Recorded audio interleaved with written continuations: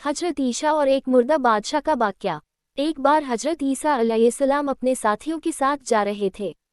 एक मुर्दा खोपड़ी पर नज़र पड़ी। खोपड़ी को रास्ते पर पड़ा देखकर हजरत ईसा अलैहिस्सलाम को गम हुआ। तभी हजरत ईसा अलैहिस्सलाम के साथी आपसे कहने लगे, हजरत आप अल्लाह तौला से दुआ करें ताकि इस खोपड़ी में जान आ जाए और हम इसके वाक़यात जान सके और हम नसीहत हासिल कर सके। हमें पता चल सके कि ये किस ज़माने की है और ये कि उसने अपनी ज़िंदगी किस तरह से गुजारी। ये सुनकर हजरत ईसा अलैहिस्सलाम एक तरफ खड़े होकर अल्लाह की बारगाह में दुआ करने लगे। ईसा अलैहिस्सलाम ने दुआ की, ऐ अल्लाह तू अपनी कुदरत से इस खोपड़ी में जान डाल दे ताकि हम इससे इसकी ज़िंदगी के बारे में जान सके। अल्लाह तौला ने हजरत ईसा अलैहिस्सलाम की दुआ कबूल कर ली, जिसके बाद खोपड़ी बोलने लगी कि ऐ अल्लाह के नबी, मुझे अल्लाह ने आपकी बातों का जवाब देने का हुक्म दिया है। आप पूछिए क्या पूछना चाहते हो। ईसा अलैहिस्सलाम ने कहा, तू मुझे सबसे पहले ये बता कि तू इस दुनिया की कौन सी शख्सियत है। उस खोपड़ी ने जवाब दिया, मैं इस दुनिया का बादशाह था। ईसा अलैहिस्सलाम ने सवाल किया, तू कितने अरसे तक इस दुनिया में जिंदा रहा। उसने जवाब दिया, मैं 1000 साल तक इस दुनिया में जिंदा रहा। मुझसे 1000 औलादें हुई। ईसा अलैहिस्सलाम ने फिर सवाल किया कि तेरी हुकूमत कैसी थी। उसने जवाब दिया, ऐ अल्लाह के नबी, मैं एक घमंडी बादशाह था। मैं बड़ा लालची था, मुझे दुनिया फतह करने का बहुत लालच था और मैं अपने मकसद में कामयाब रहा। मैंने हज़ारों शहर फतह किए, हज़ारों जंगी जीती, हज़ारों बादशाहों को कत्ल किया, मगर आखिर मौत मुझे भी आ गई। मेरे पास इस दुनिया से ले जाने को कुछ ना था। जो कुछ मैंने फतह किया इसी दुनिया में रह गया। मेरी 1000 बरस की ज़िंदगी मेरे कुछ काम ना आ सकी और मुझे ये पता चल गया कि ज़ुहद व तक़वा से बढ़कर कोई दौलत नहीं और लालच में बर्बादी के सिवा कुछ नहीं, और ये भी कि अल्लाह तौला की तकदीर में राज़ी रहने में सबसे बड़ी इज़्ज़त है, क्योंकि अल्लाह तौला हर एक को उसकी कोशिशों का फल देता है, चाहे वो जिस मकसद में की गई हो। मैंने दुनिया फतह करने में अपनी पूरी ज़िंदगी लगा दी और अल्लाह मुझे कामयाब करता चला गया और मैं अपनी कामयाबी के लालच में अपना इस दुनिया में आने का मकसद ही भूल गया। उसके बाद वो खोपड़ी खामोश हो गई। ईसा अलैहिस्सलाम और उनके सभी साथी ये सुनकर एक गहरी सोच में पड़ गए। ये सच है, ये दुनिया दिल लगाने की जगह नहीं है, ये तो फ़ानी दुनिया है। जो यहाँ आया उसे एक दिन ज़रूर जाना है, मगर अफसोस हम सभी लोग इस दुनिया में हमारा आने का मकसद हम भूल जाते हैं। हम इस दुनिया में आकर इसी दुनिया के हो जाते हैं, जबकि हमको हमेशा याद रखना चाहिए कि आज नहीं तो कल हमें मरना है और हमें इस दुनिया को छोड़कर जाना है।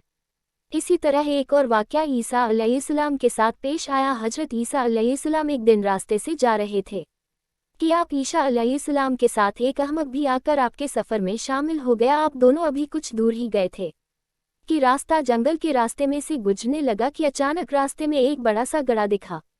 आप दोनों उस गड़े के करीब से गुजरे। उस अहमक ने जैसे ही गड़े में झांक कर देखा तो उसमें एक बहुत बड़ा हड्डियों का ढांचा दिखा और कहने लगा, ये किसका ढांचा हो सकता है। ईसा अलैहिस्सलाम फरमाने लगे, ये मैं नहीं जानता। उस अहमक ने कहा, ऐ अल्लाह के नबी, वो कौन सी इसमें आज़म है जिसे आप पढ़कर मुर्दों में जान डाल देते हैं। मुझे भी वो सीखा दीजिए ताकि मैं वो पढ़कर इस मुर्दे को जिंदा कर सकूं।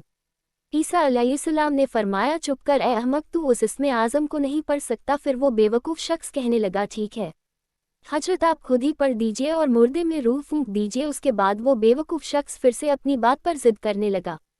हजरत ईसा अलैहिस्सलाम परेशान हो गए और दिल में सोचा, या अल्लाह, इस अहमक के इस तरह से जिद करने में क्या राज छुपा है। हजरत ईसा अलैहिस्सलाम का इतना कहना था कि अल्लाह ने आप पर वही नाजिल कर दी कि इसमें हैरत की बात क्या है। हमाकत को हमाकत की ही तलाश होती है और बदनसीबी बदनसीबी का ही घर ढूंढती है। इतने में उस बेवकूफ़ ने उन हड्डियों में इसमें आज़म पढ़कर फूंकने की कोशिश की। हजरत ईसा अलैहिस्सलाम उसे समझाने की कोशिश की तो कहने लगा, ए रूहुल्लाह, अब आप अपना मोजज़ा दिखाने में बुखल करने लगे हैं, या शायद आपकी ज़ुबान मुबारक में पहले जैसी तासीर नहीं रही। ये बातें आप ईसा अलैहिस्सलाम को नागवार गुजरी और आपने उन हड्डियों पर इसमें आज़म पढ़कर फूंक दिया। जैसे आपने ऐसा किया, उन हड्डियों में हरकत पैदा हो गई और एक बहुत बड़े भयानक शेर में बदल गई।